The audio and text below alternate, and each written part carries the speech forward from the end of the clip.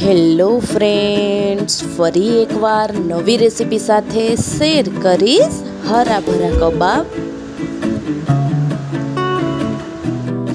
તો કબાબ બનાવવા માટે આપણે અહીં 2 સ્પૂન તેલ મૂકીશું પેનની અંદર। ત્યારબાદ લસણ એડ કરીશું, જીરું નાખીશું,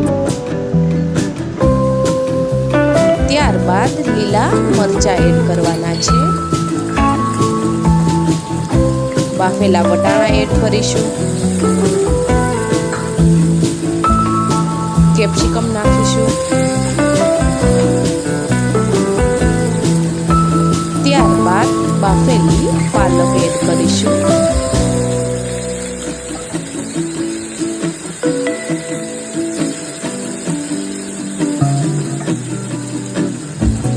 હવે બધું પરફેક્ટ રીતે ચડી જાય એ માટે આપણે થોડું એવું મીઠું એડ કરીશું।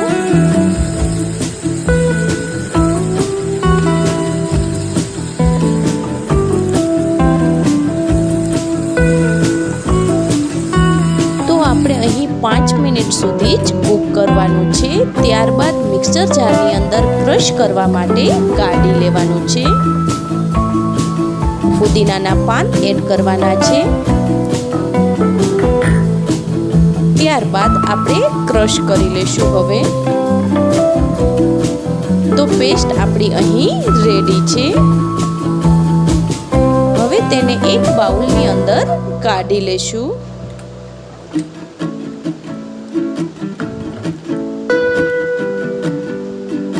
ત્યારબાદ મેશ કરેલા બાફેલા બટેકા એડ કરશું,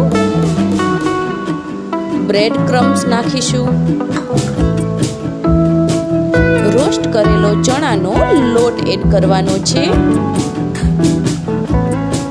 ત્યારબાદ ગરમ મસાલો નાખીશું, સંચર પાવડર એડ કરશું, લીંબુનો રસ નાખવાનો છે। તો બધું અહીં આપણે પ્રોપર મિક્સ કરી લેશું। બ્રેડ ક્રમ્સ એડ કરવાથી કબાબ છે એ એકદમ ક્રિસ્પી બને છે।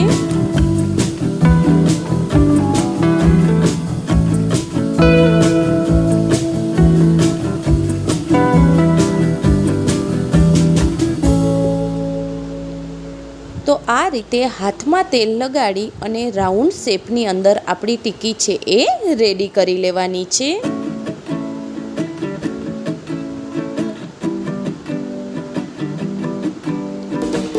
સેન્ટરમાં આ રીતે કાજુ પ્રેસ કરી દેશું। આ રીતે બધી ટિક્કી છે એ આપણે અહીં રેડી કરી લેવાની છે।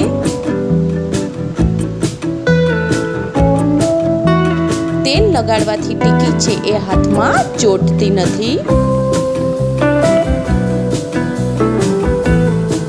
તો આ રીતે બધી ટિક્કી અહીં રેડી છે।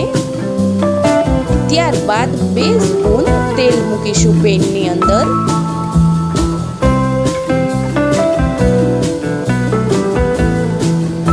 તેલ ગરમ થાય એટલે આ રીતે ટિક્કીને કોટ કરી અને પેનની અંદર સેટ કરી દેવાની છે।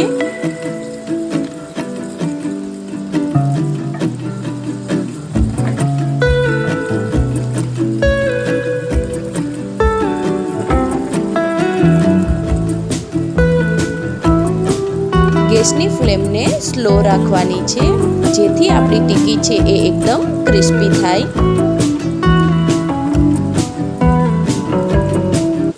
તો ટિક્કી આપણી બધી અહીં સેટ થઈ ગઈ છે। તો થોડી વાર પછી આપણે તેને પલટાવી નાખવાની છે।